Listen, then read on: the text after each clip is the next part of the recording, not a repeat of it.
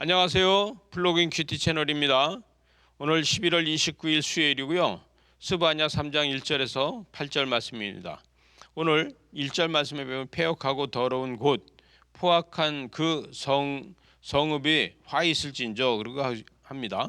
여러분, 하나님의 거룩한 도성이 오히려 반역과 악하고 아주 취약한 이런 일들을 하고 있어서 결국은 하나님께서 진노하신다 이것을 이야기하고 2절에 보니까 그가 명령을 듣지 아니하며 교훈을 받지 아니하며 여호와를 의뢰하지 아니하며 자기의 하나님에게 가까이 나아가지 아니하였도다. 그래서 선민과 거룩한 백성이 신실하게 하나님을 경배하고 그것으로 삶을 살고 하나님 앞에 모든 것을 탐욕이나 욕심을 버리고 하나님을 경배하는 이런 것이 되어야 되는데 여러분 이게 되지 않는 것을 보게 됩니다. 그러면 결국은요 이게 어디서부터 타락이냐?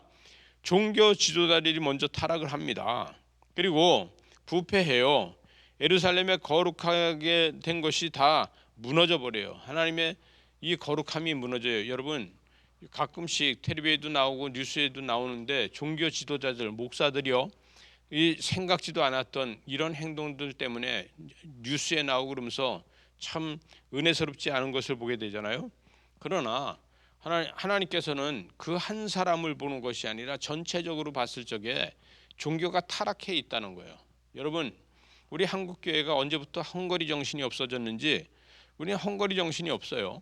그래서 요즘은요 이 먹고 입고 쓸 것을 걱정하지 않는 나라가 되어 있다 보니까 지도자들도 부패하고 또 백성들도 하나님을 찾지 않는 이런 것이 되면 결국은 종교가 무너진 세상이 돼서 종교가 무너지면 하나님께서 심판이 가까워지는 것을 보게 됩니다. 여러분 5절에 보니까 그 가까운 데 계시는 하나님 여호와의 의로우사 불의를 행하지 아니하시고 아침마다 빠짐없이 자기의 공의를 비추시거늘 불의한 자는 수치를 알지 못한다.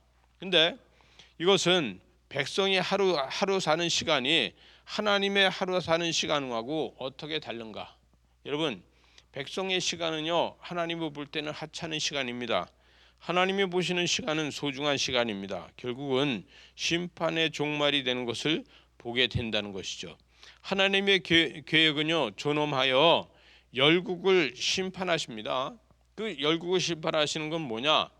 여러분 하나님의 백성들을 구원하기 위해서 때로는 열국을 심판하십니다. 가나안 족속들을 가나안의 7족속들을 그들을 정벌하게 하시고 결국은 이스라엘 백성들에겐 축복을 주고 이것은 뭐냐? 그들의 죄악이 가득 찼기 때문에. 그래서 아브라함 보고 그랬죠. 내 후손이 애굽에서 400년 있다 올라오는데 그건 왜 그러냐? 이 아모리 족속이 여러분 그 죄악이 가득할 때 올라오게 될 것이다. 이렇게 이야기했습니다. 하나님의 특별 은총이 하나님의 특별 은총이 이스라엘 백성들에게 또 이스라엘 백성들에게서 또 유다 백성에게 특별한 은총을 주셨는데 세상을 구원하는 구원의 계획을 주셨다는 거예요. 근데 그거를 알지 못하고 오히려 교만에 가득 차 있다는 것이죠.